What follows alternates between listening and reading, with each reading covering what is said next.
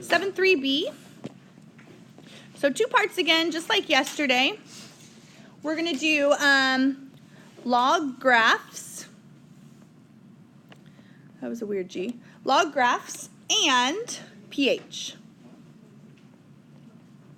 pH. Okay, so 2 parts. We're going to have A and B. So let's talk about the graphs of log. Now, we did, I think on the first day of this chapter, we did the graphs of exponential functions, right? And then I remember when I put the answers up, someone said, wow, all those graphs look the same. And they pretty much do. So if you have y equals a times b to the x, your exponential growth graphs, they all seem to do this. They go through here and they skyrocket pretty quickly, right? And then you had that really fun word, that asymptote right there. And then you have this point, this y-intercept. Okay.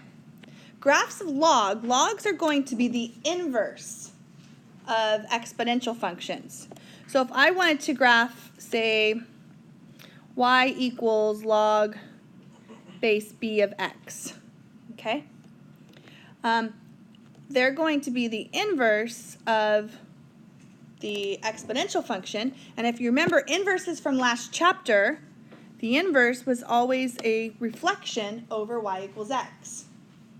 You take x and y and you switch them. Remember that? Inverses last chapter? And so if I were to take x and y and switch this and graph a log graph, well, instead of this point right here, let's call that point just 0, 1. It would become 1, 0. And instead of my asymptote, which is at y equals 0, my asymptote over here would become x equals 0, because y and x switch. X equals 0 is a vertical line, and so the graph of log looks like this. It goes right along the asymptote, and then it shoots up, like that. That's it? Yeah, that's what a log graph's going to look like. That's the shape of it. Like all parabolas are U-shapes. All log graphs are that shape. And if you notice, it's a reflection. Like if I were to draw it over here with this guy, it would be a reflection over y equals x. You see that? Like this matches up. It is cool. Graphs are fun. I know you guys don't really like them that much, but I do. Okay, so here we go. Let me show you how, there's a couple ways to graph logs. I'll show you the way that I like to graph logs. Let's graph y equals log base 3 of x. And this is all going to be on the non-calculator section. Okay? So what I like to do is I like to rewrite this so that it is in its exponential form. Okay? So the exponential form for log base 3 of x would be 3 is the base, y is the exponent, equals x. Do you all agree that those are the same thing? That's what I taught you yesterday. If this is that, then it's equal. They're equal to each other. Now, here's my suggestion to you. You're going to make an XY chart, but instead of picking values for x, you're going to pick those values for y. Okay? Which is weird. You've never done that before. So let's pick numbers for y. Let's pick 0, 1, 2, -1, and -2. All right? And let's plug them in. And we're plugging them into this over here. So let's go 3 to the 0 is what? 1. So that's going to be our x value. Over here, 3 to the 1 is 3. Perfect. 3 squared? 9. 3 to the -1. Good. 1/3. You're getting used to that. And 3 to the -2? 1/9. Yeah, so that would be, so if you had 3 to the -2, you would move it down to the bottom, and it becomes 3 squared, which is 1/9. Yeah. Yeah. You're just pretty much putting a 1 on top of it. Yes, you are. Exactly. Okay, so now let's plot all of our points, okay? So we're going to plot the point 1, 0. There it is. 3, 1. And there it is. 9, 2. 3, 4, 5, 6, 7, 8, 9. All the way out there. Go to 2.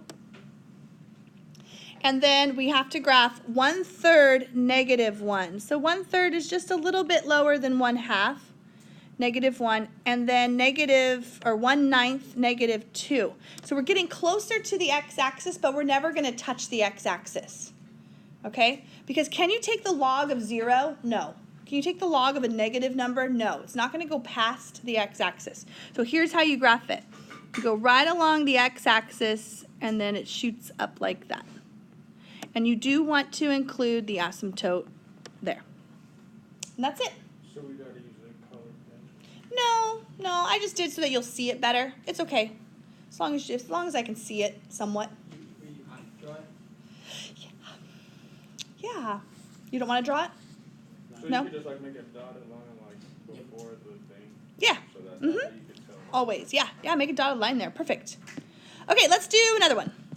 What was that? Another one. All right, let's go y equals log base 1/2 of x. See how hard this would be if I were to sit here and do a t-chart and try and pick numbers for x?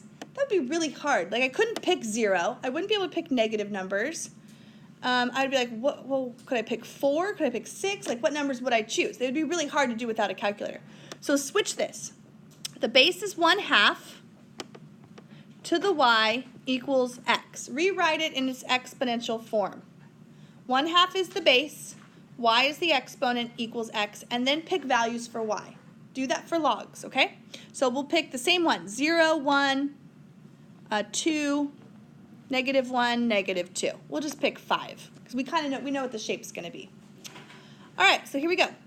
Let's plug in 0 now for y. So we're over here. We're plugging in 0 for y. So 1/2 to the 0 is 1. 1/2 to the 1.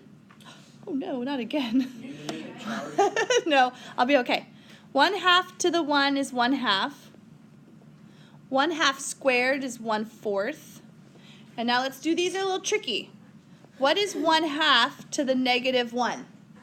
2. Yes, who said that? Oh, good job. Yay. Oh, and I like your hoops.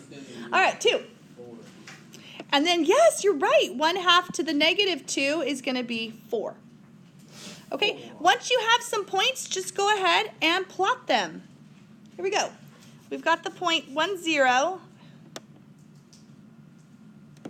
And then we have 1/2, 1. So here's x is 1/2 and y is 1. So you're like probably thinking, okay, that's different. That's a little strange. 1/4, 2. We're right here.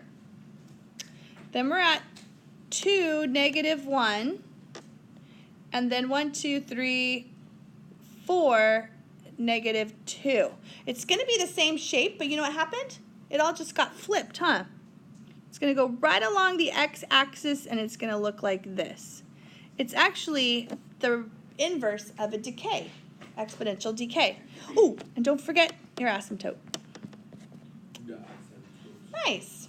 See, those aren't too bad. They're not too bad. You're going to have to graph on your quiz tomorrow, Thursday. We don't see you tomorrow.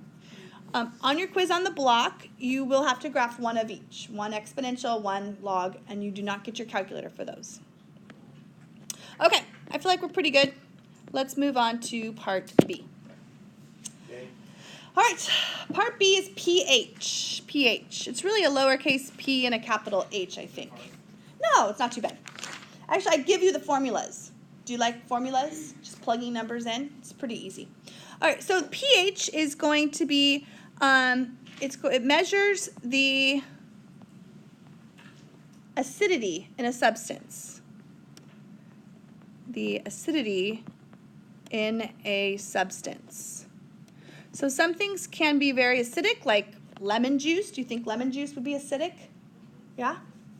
But it basically, pH uses this scale right here. So go ahead and draw a number line. And yes, this is 0. This is 7. And pH goes to 14. Oh, thank you. All right. Y'all felt good, didn't you? Yes. This would be base over here, very basic. and this would be very acidic. So, and in the middle, we call that, does anyone know? The perfect Starts with an N? neutral. Yes, neutral. Very good. Neutral. Okay?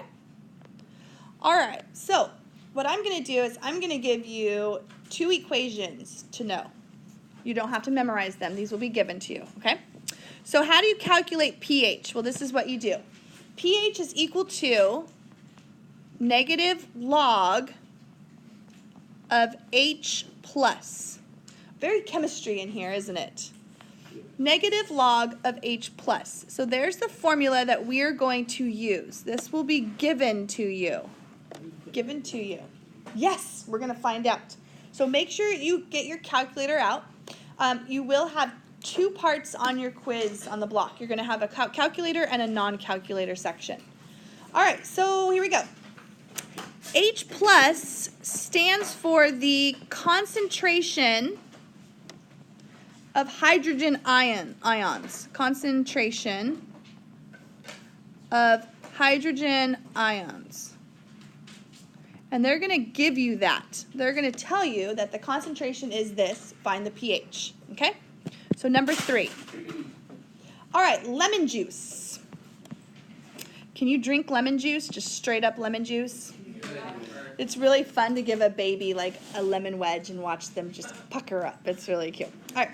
Lemon juice has a hydrogen ion concentration of 5.0 times 10 to the negative 3. Ooh, very scientific, isn't it? We are going to find the pH of lemon juice. Okay? Now, don't make these more than they are. These are not hard. If you have a formula, which we do right here, we're just going to plug it into our formula. Okay? pH is equal to the opposite of the log of the hydrogen ions. So you're going to go to your calculator and you're going to finally find out where log is. So you're going to go negative. Don't use the minus key on your calculator. Use the negative symbol. Negative log of 5.0 times 10 to the negative 3 and hit enter and you will get a pH. So let's do it. Did you find out where log was? It's over on the left side, the left column. So we're going to do negative log of 5. You don't really need 0.0. 5 times 10 to the negative 3. And so lemon juice has a pH of 2.3. You round to 1 decimal with these. And so is lemon juice acidic or basic? It's acidic. Yeah, we talked about that just a minute ago. So it's way over here on the scale. So it's 2.3. Lemon juice is acidic. All right, let's do one more. How about buttermilk? Do you like buttermilk? Nasty, huh? Buttermilk ranch? Yeah, buttermilk ranch, but no one really drinks buttermilk. I use buttermilk to fry onion rings. I use buttermilk, but I would never drink it. Onion ring. Buttermilk has a hydrogen ion concentration of 2.5 times 10 to the negative 5. What do you think buttermilk's going to be, acidic or basic or neutral? Let's find out. So we want to find the pH. Find the pH of it. Okay, so you're going to go to your calculator, and like I said, you will be given this formula. So all you got to do is know to use the formula. So to find the pH, we're going to take the negative log of 2.5 times 10 to the negative 5. And your book doesn't have this formula in there, I don't think. Or maybe they do and they don't have the other one. All right, so go to your calculator. Try this with me. See if your calculator does this correctly. And what do you get? Whoa, 4.6? So buttermilk is acidic? I was thinking it was going to be basic. 4.6, buttermilk. Does it give you acid, like indigestion? I don't know. Gross. 4.6. It's what? Ew, gross. Curdled milk? Nasty. Okay, now we're going to go the other way. The other way is I want to find the hydrogen ions given the pH of a substance, okay? And here's the formula for that. Hydrogen ions equals 10 to the negative pH. This is another formula that is also given to you.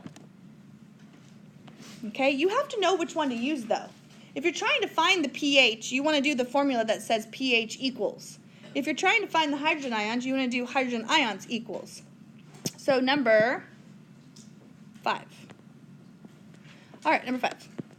Baking soda. Baking soda. Do you ever use baking soda? Yeah. It is not the same thing as baking powder, is it? No, I know. I think they're the same, but they're not. Baking soda is a basic, it has a pH of 8.7. Okay? We want to find the concentration of hydrogen ions. Find H+. So we're going to use the H+ equation. We want to know H+ equals. So we go to our calculator, and we're going to go H+ is equal to 10 to the negative 8.7. And then I want you to write your answer in scientific notation. Do you know how to do that? Scientific notation. Is this a science class? Yes, math is a science. It's the best of the sciences. 10 to the negative 8.7. Ooh, okay, so my calculator gives me something like this. Well, I'm gonna go ahead and round 1.99 is 2.0. So 2.0 times, do you see that little E negative 9? Do you know what that means? Oh, good. Did your science teacher teach you that?